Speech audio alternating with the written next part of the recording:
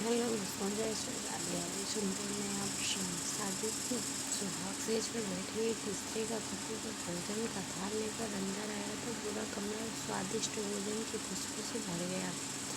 रोमांचित उस स्त्री ने अपने पति से निवेदन किया कि माँ जी को भी यहीं बुला लेते हैं तो हम तीनों साथ बैठकर भोजन करते हैं। पति ने कहा, छोड़ो, वो खाकर सो गई होंगी, आओ हम साथ में भोजन करते हैं। प्यार से उस स्त्री ने पुनः अपने पति से कहा कि मैंने नहीं उन्हें खाते हुए नहीं देखा। पति ने जवाब दिया कि क्यों तुम जिद कर रही हो, शादी के कार्यों से थक गई होंगी इसलिए सो गई होंगी। नींद टूटेगी तो खुद ही भोजन कर लेंगे, तो वहाँ हम प्यार से खाना खाते हैं। उस स्त्री ने तुरंत डिवोर्स लेने का फैसला कर लिया। अरे डिवोर्स लेकर उसने दूसरी शादी कर ली। इधर उसके पहले पति ने भी दूसरी शादी कर ली। दोनों अलग अलग सुखी घर गृहस्थी बसाकर खुशी खुशी रहने लगे। इधर उस स्त्री के 2 बच्चे हुए जो बहुत ही सुशील और आज्ञाकारी थे।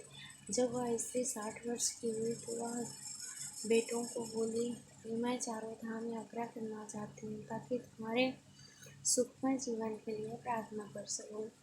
बेटे तुरंत अपनी माँ को लेकर चारों धाम की यात्रा पर निकल गए।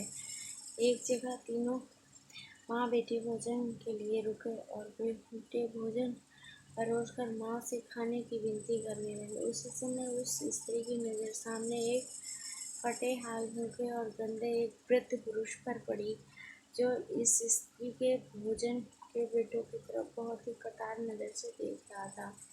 उस स्त्री को उस पर दया आ गई। बेटों को बोली, जाओ पहले उस वृद्ध को नहलाओ और उसे वस्त्र दो, फिर हम सब मिलकर भोजन करेंगे। बेटे ने जब उस वृद्ध को नहलाकर कपड़े पहनाकर उस स्त्री को सामने लाए तो वह स्त्री आश्चर्यचकित रह गई। वह वृद्ध वही था जिसने उसने शादी की सुहागरात को डिवोर्स ले लिया था। उसने उससे पूछा कि क्या हो गया जो तुम्हारी हालत इतनी दयनीय हो गई। उस वृद्ध ने नज़र झुकाकर कहा कि सब कुछ होते हुए मेरे बच्चे मुझे भोजन नहीं देते थे, मेरा तिरस्कार करते थे, मुझे घर से बाहर निकाल दिया।